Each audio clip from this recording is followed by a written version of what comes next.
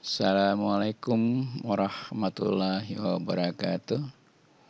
Bertemu kembali pada mata pelajaran biologi. Pada mata pelajaran biologi kali ini kita masih melanjutkan materi kita minggu lalu, yaitu tentang substansi materi genetik. Nah, pada kali ini kita masih akan melanjutkannya.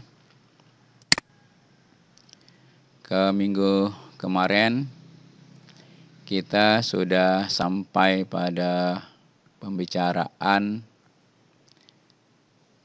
yaitu di indikator yang ke-6, yaitu menjelaskan proses replikasi DNA.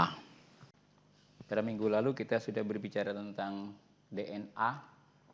Yang terakhir adalah sampai ke replikasi DNA, di mana pada materi terakhir itu bahwa DNA akan terbentuk melalui peristiwa replikasi melalui teori semi-konservatif, yaitu pada akhirnya dihasilkan dua rantai DNA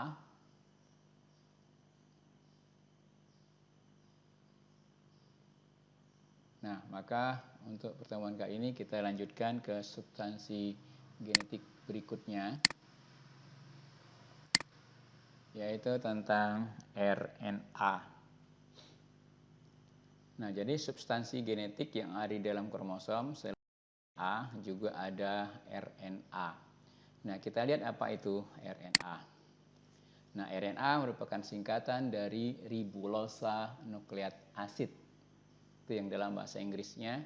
Sedangkan dalam bahasa Indonesianya adalah asam ribonukleat atau ARN.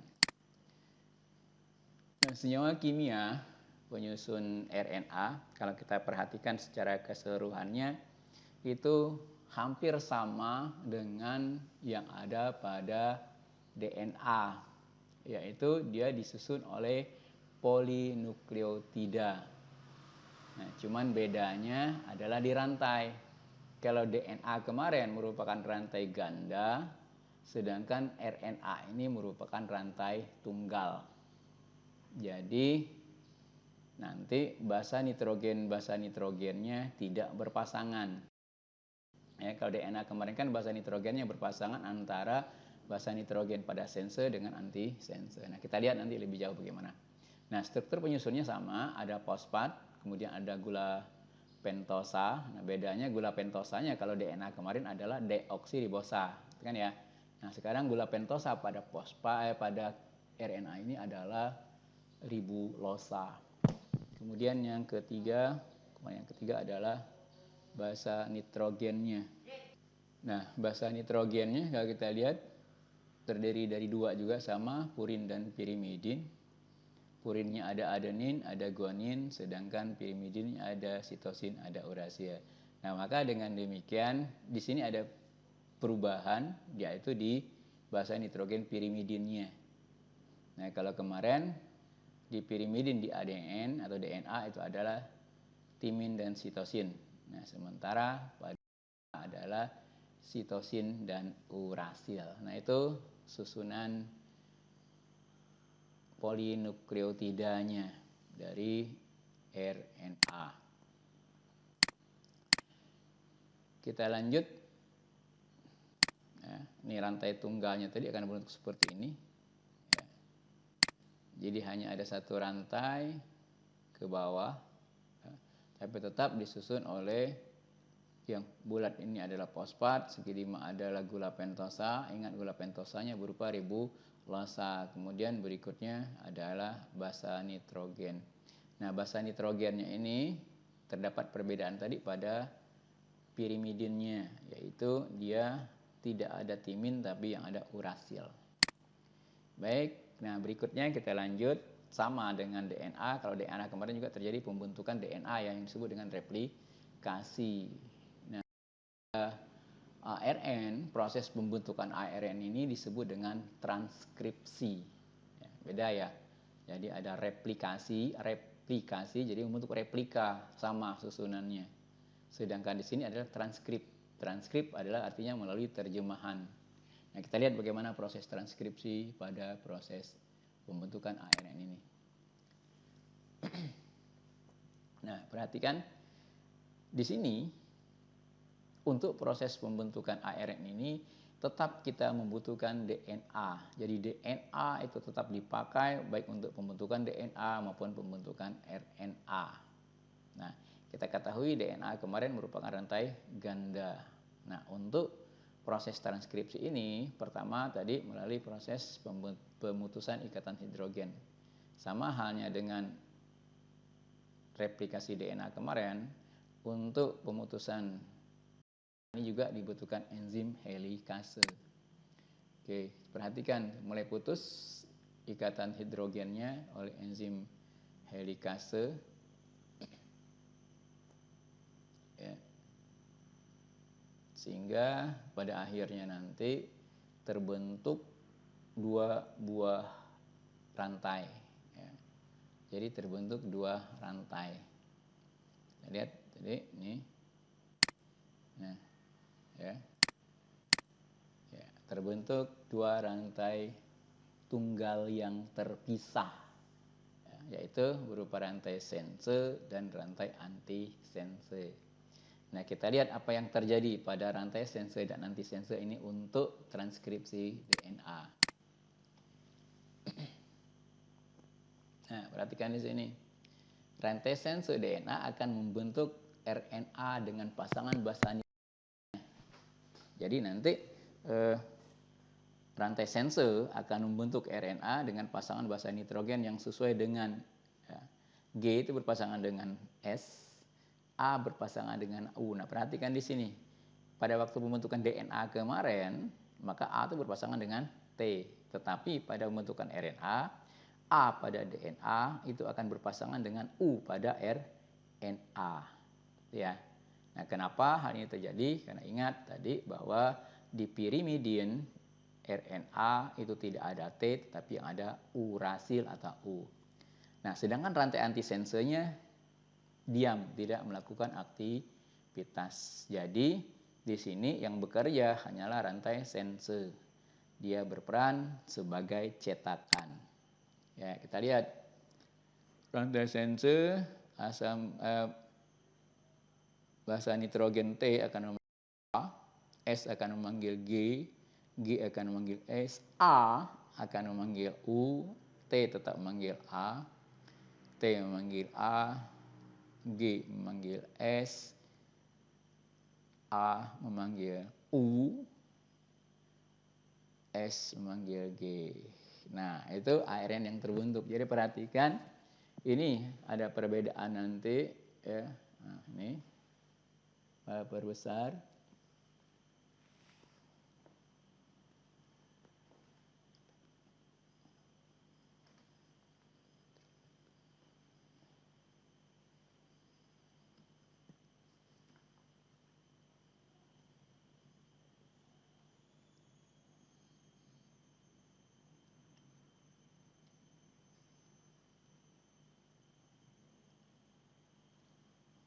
Ya, perhatikan itu. Ya, yang berkedip-kedip ini. Oke. Nah, ini satu, dan ini satu. Ya. Nah, jadi pada waktu pembentukan ARN, jika di ADN-nya atau DNA-nya A, maka akan memanggil U. Ya. A memanggil U. Kenapa? Memanggil U kan kalau pada DNA panggilnya pasti T ya. Nah, di ARN tadi tidak ada T, tapi yang ada U atau urasil. Baik, kita lanjut. Nah, kemudian setelah terbentuk,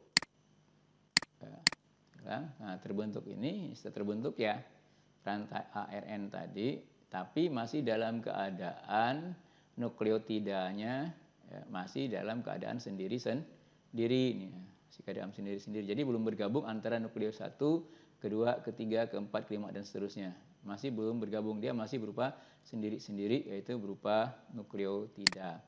Nah, kemudian terjadi penggabungan nukleotida menjadi polinukleotida. Nah, sama yang bekerjanya, enzim yang bekerjanya adalah enzim polimerase juga. Ya, kita lihat.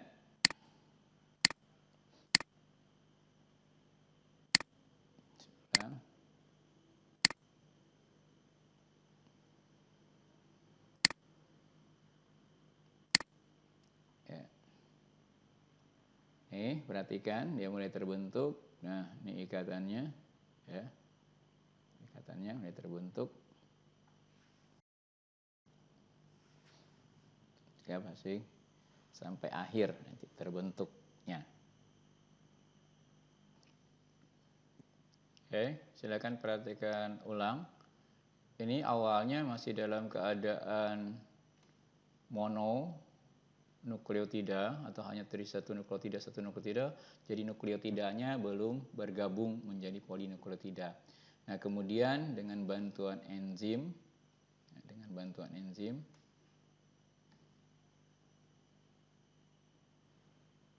ya, perhatikan, kita ulang. Jadi dengan bantuan enzim polimerase, maka nukleotida ini akan digabung sehingga membentuk polinukleotida. Penggabungannya adalah terjadi pada fosfat dengan gula. Ya, jadi di gula bergabung dengan fosfat. Gula dengan fosfat. Jadi gula pada nukleotida 1 bergabung dengan fosfat di 2. Fosfat 2 bergabung dengan gula 2 bergabung dengan fosfat 3. Gula 3 bergabung dengan fosfat 4 dan seterusnya sehingga terbentuk rantai ganda. Kita lihat prosesnya.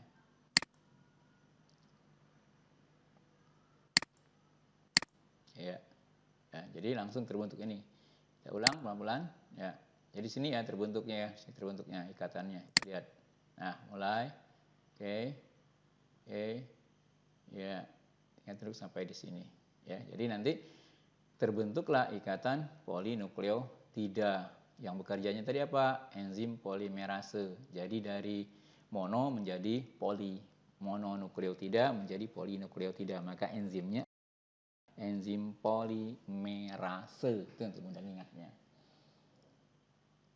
Nah, kemudian apa lagi yang terjadi? Rantai yang akan terbentuk akan meninggalkan nukleoplasma atau inti menuju ke sitoplasma. Rantai tunggal DNA akan bergabung kembali membentuk rantai ganda. Nah, jadi setelah selesai pembentukan RNA, akhirnya tadi adalah pembentukannya dengan bekerjanya enzim polimerase. Ya, enzim polimerase.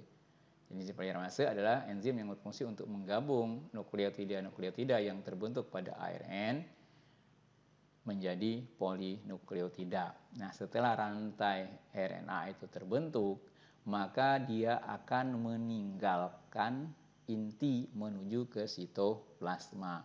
Nah, di sini kalau pada ADN kemarin tetap dia berada di inti. Ya. RNA dia akan pergi meninggalkan inti menuju sitoplasma dan RNA yang ditinggalkan, ini kita coba lihat perhatikannya, RNA yang ditinggalkan nanti akan bergabung kembali membentuk DNA awal. Oke, pergi dia. Nah, DNA akan bergabung lagi, yaitu terbentuk lagi ikatan hidrogen. Nah, pembentukan kembali ikatan hidrogen pasti menggunakan enzim yang sudah kita ketahui yaitu enzim ligase. Nah, itu proses pembentukan ARN. Jadi ARN berasal dari ADN. Jadi ARN yang terbentuk tergantung dari kode ADN yang ada. Ya, makanya di sini ADN sebagai cetakan. Bisa kita bayangkan nanti kalau DNA-nya atau ADN yang mengalami gangguan, maka proses pembentukan akan mengalami gangguan. Itu. Sekarang kita lanjutkan. ARN memiliki beberapa jenis, yaitu ada 3 jenis ARN. Ya, pertama, ARN duta yang berfungsi untuk membawa informasi dari inti keluar inti. Nah, kenapa dikatakan bahwa informasi dari inti keluar inti? Ingat, tadi ARN ini adalah akan berpindah dari inti sel keluar inti sel. Ya, maka berarti dia membawa informasi. Informasi apa? Kita lihat nanti. Yang kedua adalah ARN transfer. ARN transfer berfungsi untuk membawa asam amino. Nah, yang terakhir adalah ARN ribosom, yaitu ARN yang berfungsi ribosom. Nah, dari 3 ARN ini ada keistimewaan untuk ARN transfer. Ya, ada keistimewaan untuk ARN transfer. ARN transfer ini polinukleotidanya hanya terdiri dari 3 nukleotida saja. Ya, 3 nukleotida saja atau disebut dengan triplet. Ya. Jadi khusus untuk ARN transfer, polinukleotidanya hanya terdiri dari 3 nukleotida. Beda halnya dengan ARN duta dan ARN ribosom. Dia merupakan polinukleotida yang sangat panjang. Tergantung dari apa keperluan dibentuknya ARN tersebut. Baik itu jenis ARN yang terbentuk. Nah, ya, jadi pada duta itu disebut dengan kodon, dan transfer disebut dengan antikodon. Nah, kita lihat bagaimana hubungannya dari cerita kemarin, minggu kemarin sampai hari ini, ternyata ada hubungan antara gen, ADN, dan ARN. Gimana kita lihat ilustrasi berikut. Ya, ini peristiwa pada saat pembentukan DNA, DNA-nya memisah. Ya, ini pembentukan ARN, DNA-nya memisah. Jadi, nah, kamu lihat sini. Ya, misalnya yang akan dibentuk adalah ARN duta. ARN duta yang terbentuk ini adalah tergantung dari kode genetik pada rantai sensenya. Ini pada rantai sensenya. Nah, tergantung dari kode genetik ini. Perhatikan di sini. Kalau GTT maka menjadi SAA, SAT menjadi GUA dan seterusnya. Ya. Nah, jadi DNA itu akan membentuk ARN. Artinya tergantung dari ADN.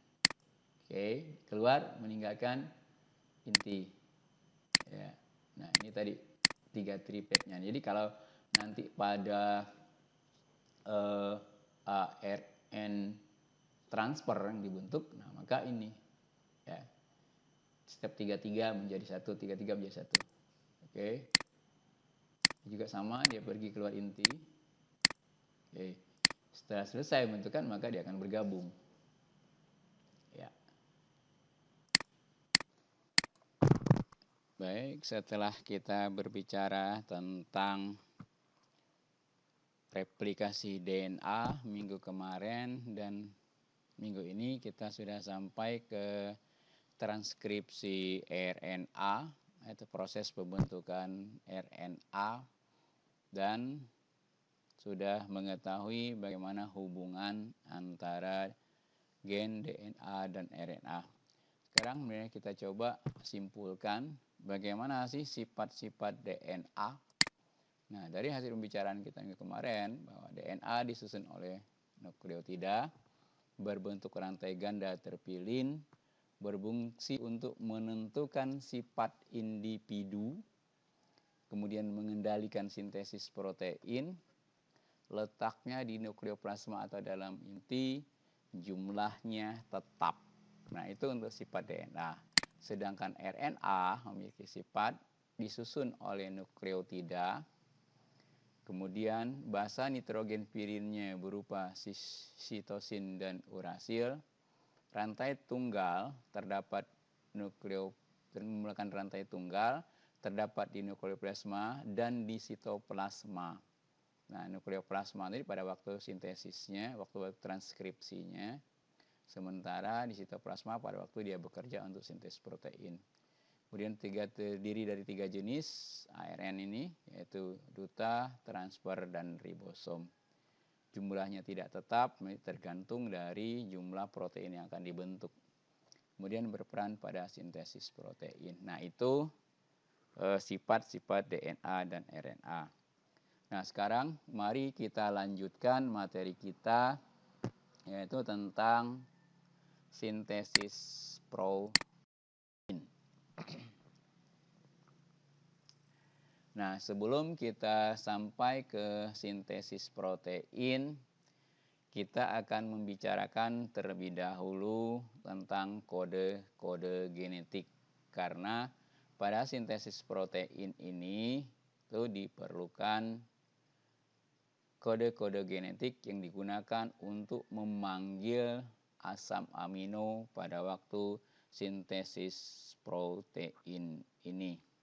Nah, mari kita bicarakan terlebih dahulu kode-kode genetiknya. Ya, baik, mari kita bicara tentang kode genetik.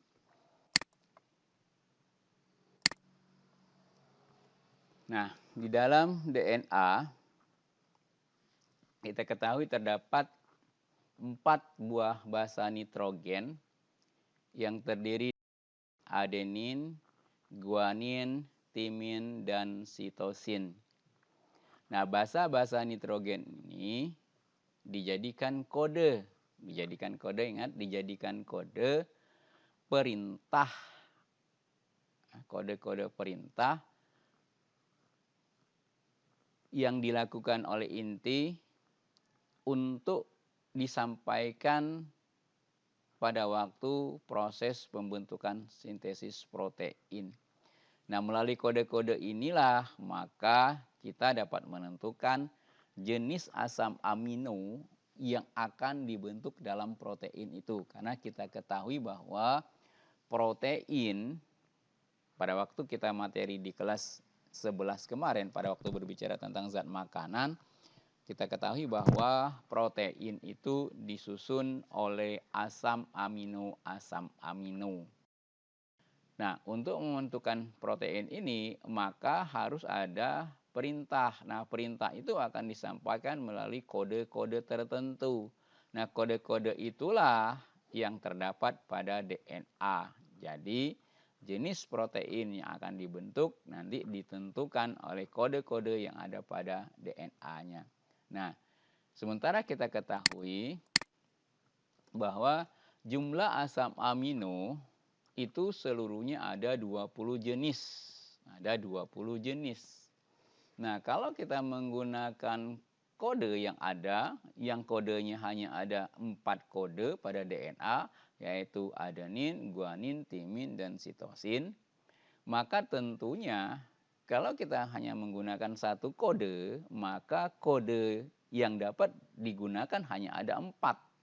Maka asam amino yang dapat dipanggil dengan kode ini hanya ada 4 asam amino.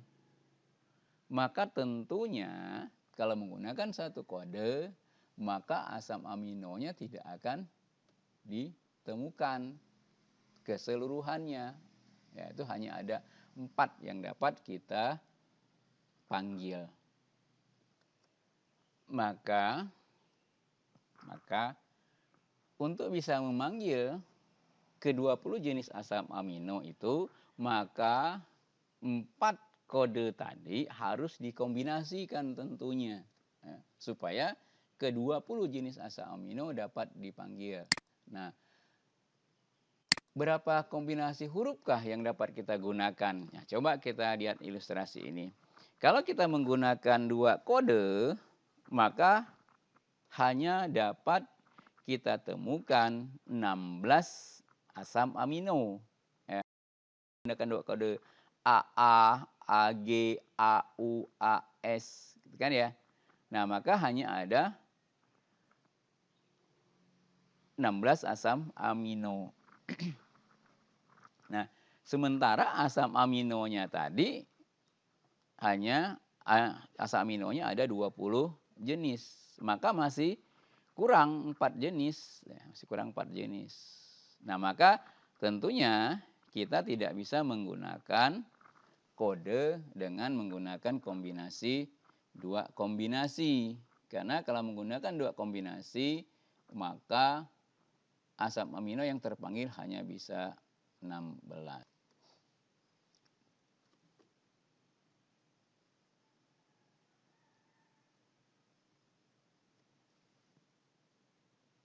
Nah, jadi kalau kita menggunakan 2 kombinasi, maka hanya dapat terpanggil 16 jenis asam amino. Nah, asam amino ini tentunya masih kurang, karena asam amino seluruhnya ada 20, berarti ada 4 yang tidak terpanggil. Nah, itu kalau kita menggunakan kombinasi 2. Nah, bagaimana supaya dapat? Maka supaya terpanggil semuanya, maka kita harus menggunakan 3 kombinasi. Maka akan seperti ini nanti kombinasinya.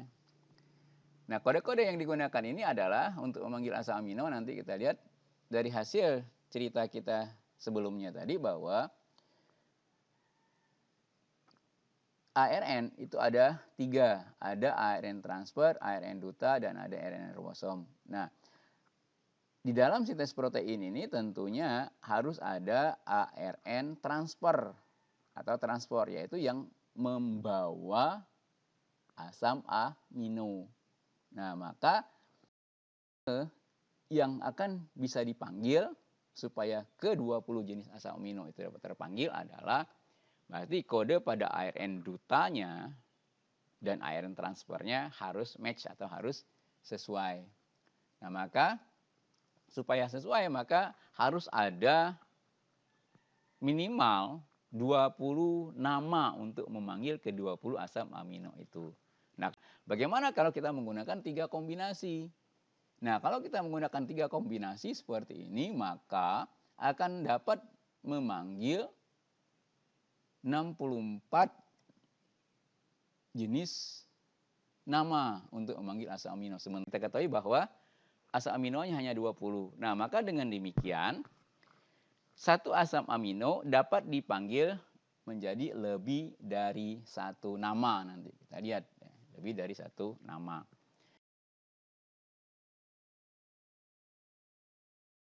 Di 3 huruf, maka akan diperoleh 64 kode. Nah, ke 64 kode itu, kalau kita lihat,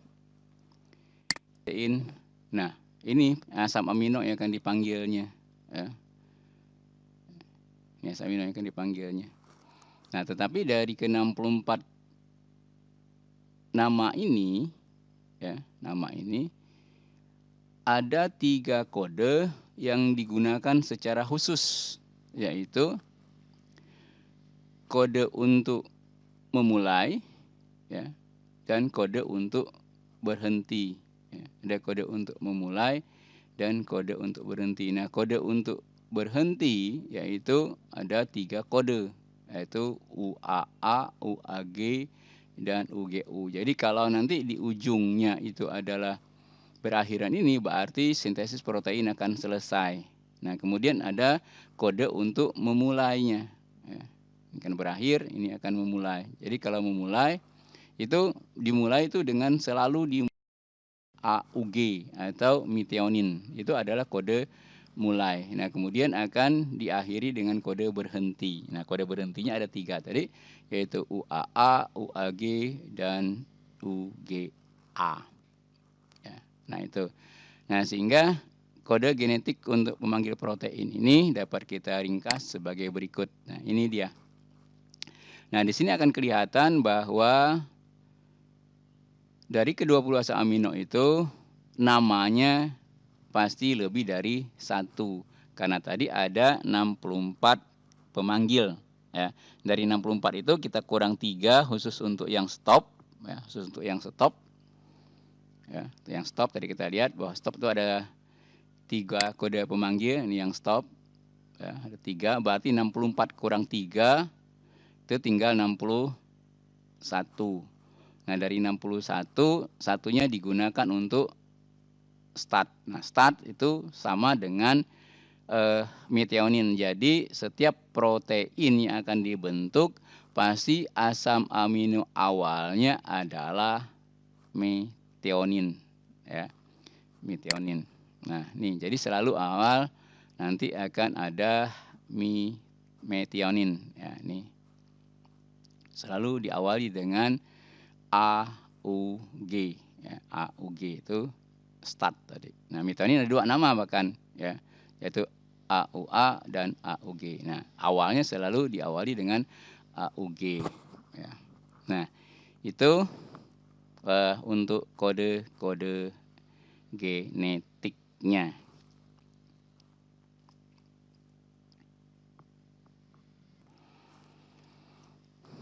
Ya, jadi ini kode-kode genetik yang dipakai untuk memanggil asam amino. Jadi kalau alanin, maka asam amino yang dibawanya adalah ini. Ya, jadi alanin kode asam amino yang membawanya adalah GCA, GCC, GCG, kemudian GCC, GCU. Ya, yang tiga asam amino, tiga basa nitrogen ini disebut dengan triplet atau codon. Ya. Inilah yang nanti yang membawa asam aminonya.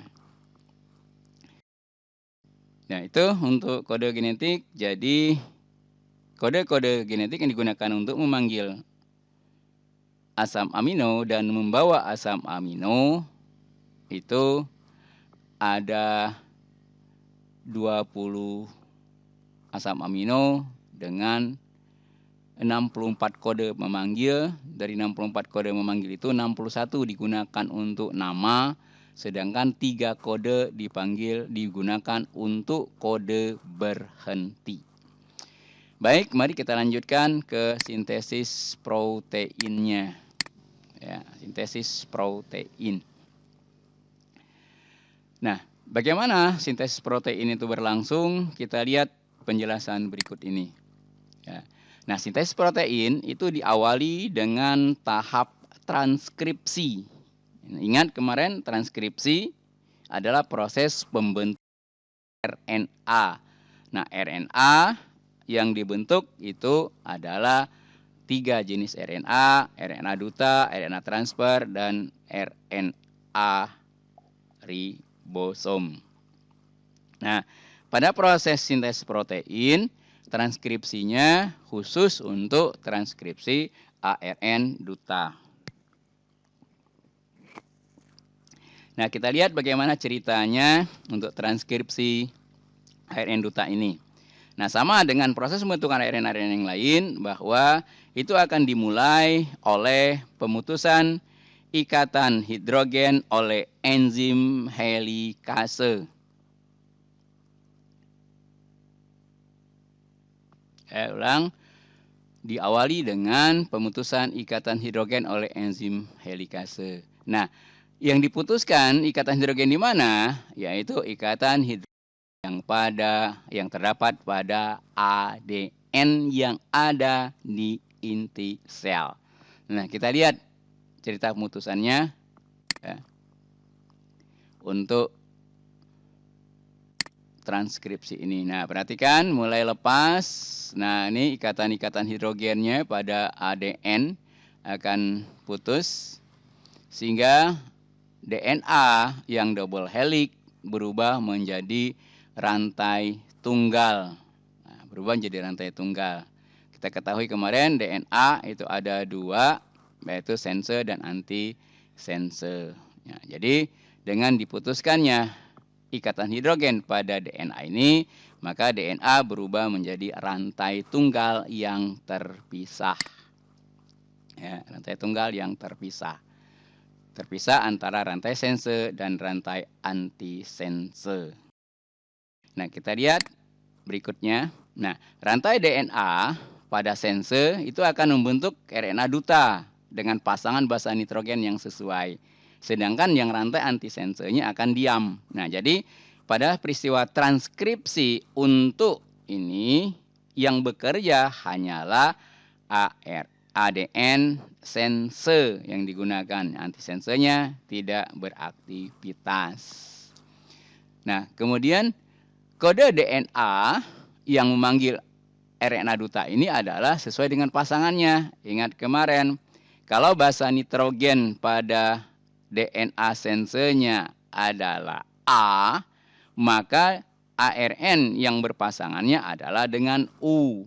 Kenapa dengan U? Karena pada ARN tidak terdapat timin. Karena timinnya berubah menjadi urasil. Sehingga ingat-ingat, kalau A dengan U bukan dengan T, ya. Tapi kalau T pada ADN tetap pasangannya dengan A pada ARN-nya. Baik, kita lihat ilustrasinya. Ya, tuh manggil T dengan A, S dengan G, G dengan S, A dengan U, T dengan A, T dengan A, G dengan S, A dengan U, dan S dengan G. Nah, ini yang bekerjanya hanyalah rantai sense, ya, memanggil. Jadi T pada sense akan memanggil A pada ARN dutanya. Nah, dipanggilnya adalah satu-satu, satu nukleotida, satu nukleotida, satu nukleotida, sehingga nukleotida yang dipanggil pada transkripsi ini awalnya masih sendiri-sendiri atau mononukleotida saja. Nah, pembentukan ARN duta, maka kode-kode ini akan digabung sehingga terbentuk polinukleotida. Nah, kalau seandainya ARN yang akan dibentuk adalah ARN transfer, yaitu ARN yang membawa asam amino, maka pada waktu menggabungkan mononukleotida menjadi polinukleotida nanti akan hanya terbentuk 3. Karena ingat tadi kode yang membawa asam amino itu dengan kombinasi 3 kode. Nah, tapi karena sekarang kita akan membuat kode ARN duta, maka sepanjang jenis asam amino yang akan dibentuk, maka sepanjang itulah ARN dutanya akan dibuat. Baik, kita lihat untuk langkah selanjutnya, yaitu menggabungkan mono menjadi polinukleotida. Nah, penggabungannya ini dulu kita sudah bicarakan bahwa dengan membentuk ikatan pada fosfat dengan gula pentosanya. Ya, gula pentosanya. Ingat, gula pentosa pada ARN adalah ribulosa. Nah, jadi menghubungkan dengan menggunakan ikatan fosfat dengan gulanya. Ya, jadi gula pada nukleotida pertama ke fosfat nukleotida kedua. Kita lihat ilustrasinya. Ya, nah ini sudah mulai nyambung. Nah, akhirnya terbentuklah polinukleotida. Ya. Nah, polinukleotida yang sudah terbentuk ini, ya, sambung. Ingat kemarin enzim yang digunakannya untuk menggabungkan ini adalah enzim polimerase, ya, enzim polimerase. Kenapa polimerase? Karena membentuk dari mono menjadi poli, maka enzimnya adalah polimerase. Nah, setelah terbentuknya polinukleotida ARN duta, maka ARN duta ini akan pergi meninggalkan inti menuju ke sitoplasma. Ya. Jadi ARN-nya akan meninggalkan inti menuju ke sitoplasma. Nah, bagaimana dia bisa berpindah dari inti ke sitoplasma? Tentunya penjelasannya adalah, ingat kemarin pada waktu kita berbicara tentang transportasi zat dari sel, ya, yang sudah kita bicarakan di kelas 11. Masih ingat kemarin adanya osmosis. Ya, nah, kenapa osmosis? Karena pada inti terdapat membran yang semi permeabel. Nah, perpindahan zat yang melalui membran semi permeabel kemarin disebut dengan osmosis. Oke. Dan transport aktif. Masih ingat ada osmosis, ada transport aktif. Oke, silakan dipelajari lebih lanjut. Ya, ulang kembali bagaimana proses perpindahan zat. Baik, kita lanjutkan cerita tentang sintesis protein ini. Ya. Nah, setelah RNA meninggalkan inti menuju ke sitoplasma, maka kondisi DNA di inti menjadi seperti ini, ya. Tinggal ini, maka kedua DNA ini akan bergabung kembali dari rantai tunggal menjadi rantai ganda. Nah, penggabungan tentunya menggunakan enzim kembali, yaitu enzim apa? Enzim ligase. Oke, gabung kembali, maka dengan selesainya atau dengan bergeraknya RNA ke sitoplasma, maka proses transkripsi RNA duta untuk sintesis protein selesai. Maka akan berlanjut ke tahap berikutnya, yaitu tahap translasi. Nah, tahap translasi ini pastinya terjadi di sitoplasma karena RNA dutanya sudah berada di sitoplasma. Nah, kita lihat bagaimana proses translasinya. Oke.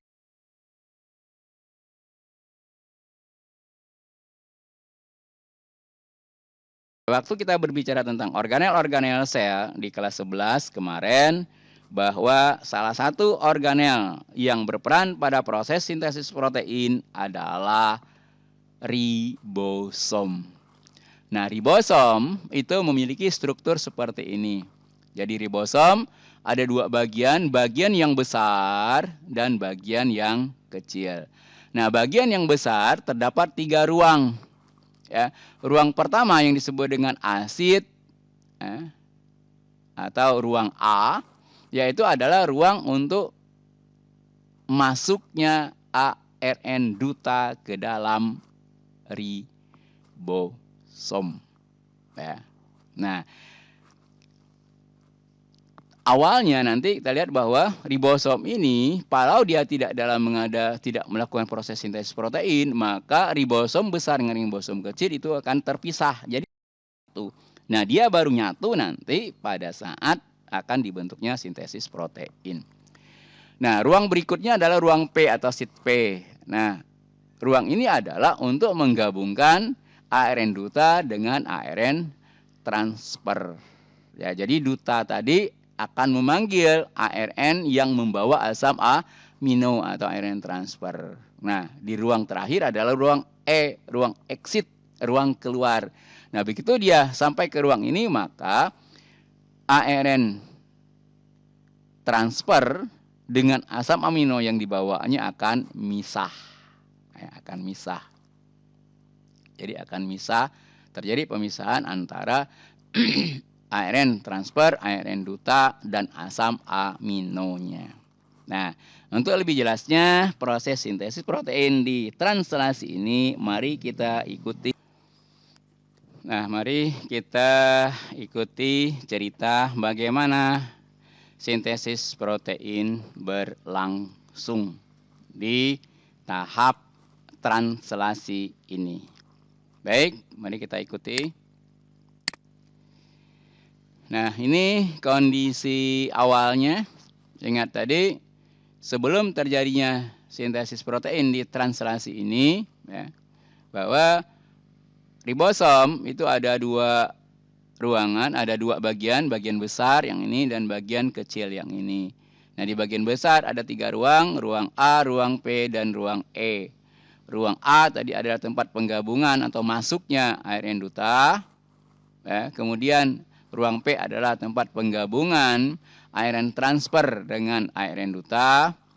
Yang ruang E adalah tempat pemisahan, ruang pemisahan ARN transfer dan ARN duta serta asam amino. Baik, kita mulai.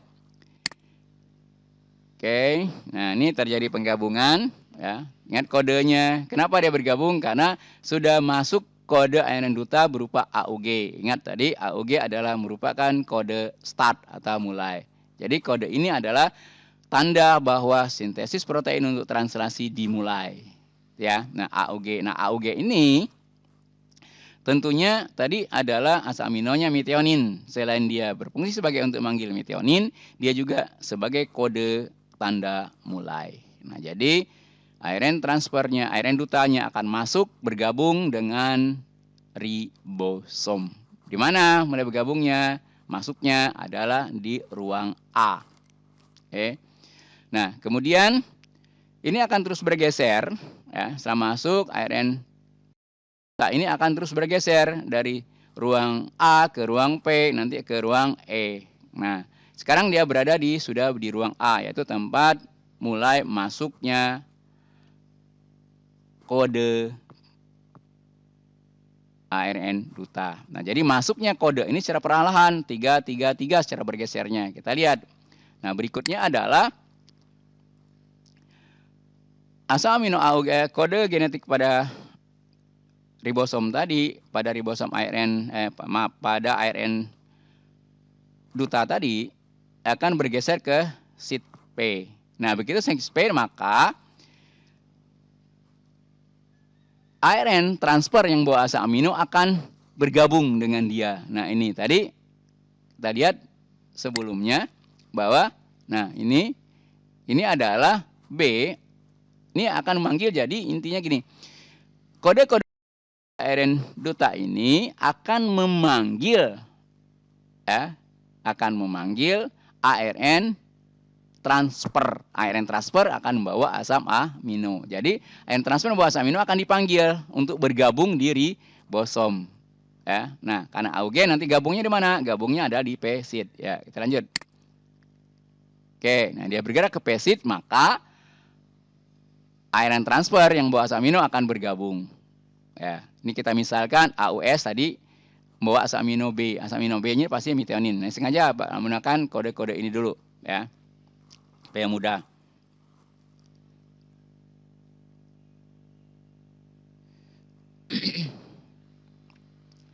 Nah, kemudian sekarang di kode yang kedua sudah berada di asid, sudah masuk di asid, ya. Nah, kode pertama sudah di P-site, maka terjadi penggabungan. Terus akan jalan, ya. Nah, seperti ini. Kemudian GUA yang tadi di asid, sekarang pindah ke P-site. Nah, begitu dia pindah ke P-site, maka GUA akan memanggil ARN transfer yang bawa asam amino A, yaitu SUA.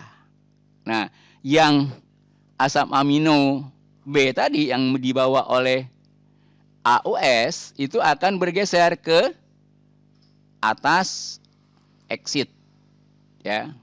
Tapi asam aminonya sudah misah dengan pembawanya, yaitu ARN transfer. Nah, ini terus berlangsung seperti ini, bergeser, pindah, bergeser, pindah, ya, bergeser sampai yang terakhir, ya, sampai yang terakhir, ya, yang terakhir. Nah, kode terakhir ini kode AUG, kode UA. Asam aminonya adalah N dibawa oleh AUU. Ya. Nah, di ujung selalu di ujung pita dari ARN duta adalah kode stop. Di antaranya kode stop tadi ada 3, salah satunya adalah AUG. Jadi diawali oleh AUG, diakhiri dengan UAG.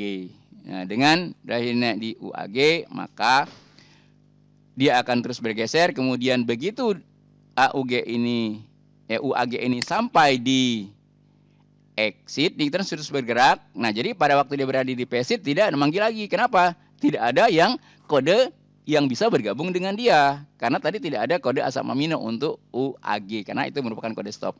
Nah, begitu dia bergeser terus, akhirnya dia bergeser sampai ke exit. Begitu ini bergeser ke exit, maka ribosomnya akan memisah seperti ini. Dan sekarang sudah terbentuk. Ini ada 5 kode yang digunakan, maka asam amino akan ada rangkaian 5 rangkaian. Nah, ini adalah protein. Sekarang sudah terbentuk protein dengan rangkaian 5 asam amino dimisahkan BDUN. Ya. Nah, nanti ini namanya sesuai dengan kode-kode tadi. Ada metionin, lisin, isolisin, triptopan, dan seterusnya sesuai dengan kodenya. Nah, sehingga terbentuklah asam aminonya. Ya. Nah, dengan berakhirnya proses translasi ini, maka proses pembentukan asam amino sudah selesai atau proses pembentukan sudah selesai. Nah, di cerita ini protein yang terbentuk adalah dengan 5 buah asam amino berupa B, A, U, D, U, N. Nah, demikian proses sintesis protein yang melalui 2 tahap, yaitu tahap replikasi dan tahap dari 2 tahap, yaitu tahap transkripsi dan tahap translasi. Sebagai kesimpulan dari penjelasan tentang sintesis protein ini, untuk sintesis protein diperlukan bahan-bahan. Pertama adalah DNA, kedua ARN. ARN-nya ada 2, yaitu ARN duta dan ARN transfer. Kemudian yang ketiga adalah ribosom. Yang keempat adalah asam amino. Itu bahan-bahan yang diperlukan untuk sintesis protein. Nah, tahapnya itu sintesis protein atau ada 2 tahap. Yang pertama adalah tahap transkripsi, yaitu proses pembentukan ARN duta. Kemudian tahap yang kedua adalah tahap translasi, yaitu tahap penggabungan asam amino sehingga terbentuk menjadi suatu rangkaian protein. Nah, demikianlah proses pembentukan sintesis protein dengan menggunakan 2 tahap, yaitu tahap transkripsi dan tahap translasi. Jika ada materi dari penjelasan Bapak ini yang tidak dipahami atau kurang jelas, silakan gunakan media kelas kita, yaitu tim kelas. Ya, silakan chat di situ. Jika kamu bertanya-nya, jangan di chat pribadi, ya, tetapi di chat umum, di chat kelasnya. Sehingga jika kamu bertanya, maka kawan yang lain juga akan tahu. Pada waktu Pak menjelaskan, yang lainnya juga akan tahu. Demikian pertemuan kita untuk sintesis protein kali ini. Terima kasih. Sehat selalu. Assalamualaikum warahmatullahi wabarakatuh.